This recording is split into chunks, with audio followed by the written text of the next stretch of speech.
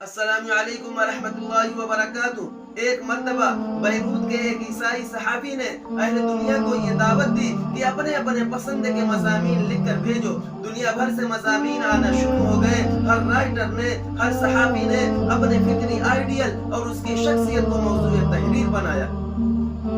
کسی نے سکندر کی فتوحات کو موضوع تحریر بنایا، کسی نے لقمان کی دانائی اور حکمت کو موضوع تحریر بنایا، کسی نے نوشیروان کے عدل پر طبع آزمائی کی، کسی نے ابو علی سینا پر، کسی نے ارسطو کے فلسفہ پر، کسی کمیونسٹ نے لیلن اور کارل مارکس یا ماؤ سے تنگ پر، کسی نے شیکسپیئر پر، کسی نے جارج واشنگٹن اور لندن پر قلم اٹھایا، کسی نے رستم اور سہراب کی شخصیت کو موضوع تحریر بنایا۔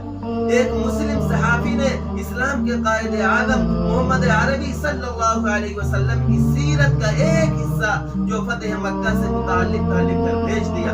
رخے روشن کے آگے شمع رکھ کر اوہ یہ کہتے ہیں، رخے روشن کے آگے شمع رکھ کر اوہ یہ کہتے ہیں، ادھر جاتا ہے دیکھے یا ادھر پروانہ آتا ہے۔ مضامین جمع ہو گئے۔ تمام مضامین کے مطالعے اور تجزیے کے بعد اس نصرانی اخبار نویس نے جو فیصلہ کن ایڈیٹوریل لکھا، اس میں اس نے یہ اعتراف کیا کہ پورے دنیا کے دانشور، فلسفی، سیاسی لیڈر اور فاتح اگر اپنے اندر کوئی خوبی رکھتے ہیں تو وہ محدود ہے۔ ان کی استعداد و صلاحیت علاقائی، قومی یا رنگ و نسل کے دائروں میں مخصوص ہے۔ پھر ایک خوبی کے ایک پہلو کے ساتھ انگنت خامیاں بھی موجود ہیں، مگر ایک ایسا راہبر، ایک ایسا قائد جس کا پیغام آفاقی ہو، جس کا انقلاب عالمگیر ہو، جس کی شخصیت پوری دنیا کے لیے خیر و برکت اور رحمت ہو، وہ صرف اور صرف ہمارے آقا و مولا تاجدار مدینہ جناب محمد رسول اللہ صلی اللہ علیہ وسلم کی شخصیت ہے۔